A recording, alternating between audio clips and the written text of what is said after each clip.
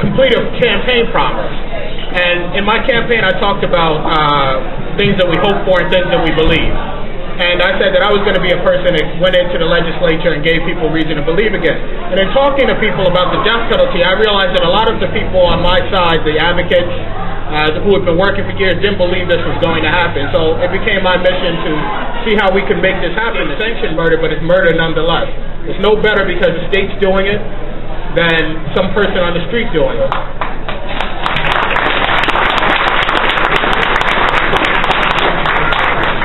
And nothing speaks to the tragedy that the death penalty is more than what I'm watching happen in Texas right now.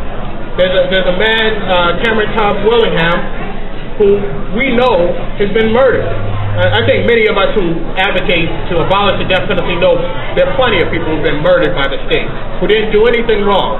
But Cameron Todd Willingham's case shows us that there is a problem with the death penalty no matter how you try to administer. What it says to me, though, is that ideology is more important than lives, and that's the problem.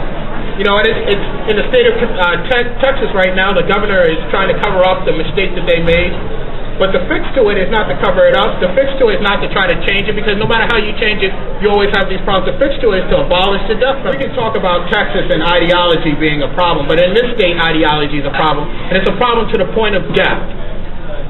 And the one thing that really has irked me about that veto is not that she vetoed the bill. I kind of expected that. But what has really irked me is that the governor acknowledged that there's a racial component to this bill, to this statute, which doesn't really work.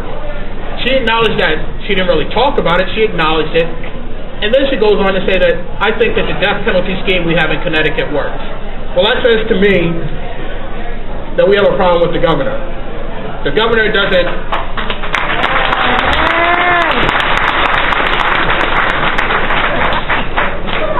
The governor of this state and the governor of any state represents every single citizen in the state. And any time that you look at a group of citizens in the state where you know that the laws in that state don't apply equally to those people, there is a problem.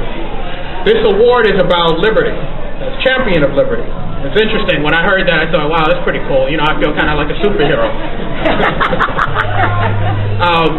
Except that, you know, if I pulled off my shirt, I wouldn't have a big S on my chest. I'm just a normal person.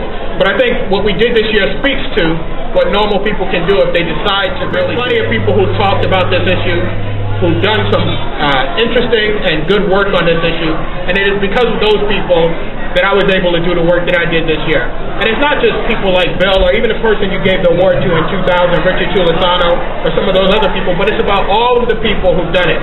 I have a colleague right here who's sitting here, and you who came to testify, you made this possible. And so while I am very happy to accept the award and say thank you to you once again, it is because of the work that you have done that people like me can come along and get the accolades for doing this. And